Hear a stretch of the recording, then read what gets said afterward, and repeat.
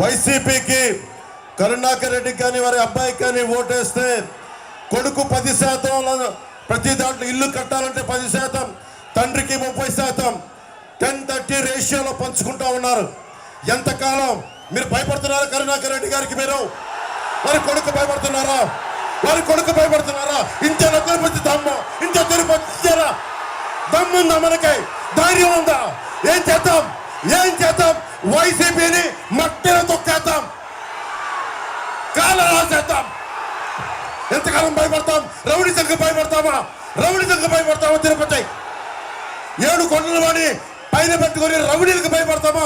ఆకురు రౌడీలకి భయపడతామా? మనం రౌడీజంని చంద్రబాబు గారికి ఒకటి చెప్పాను, ఉక్కు పాతంతో ఆకురు రౌడీలందరినీ తొక్కి అవతలేస్తాం.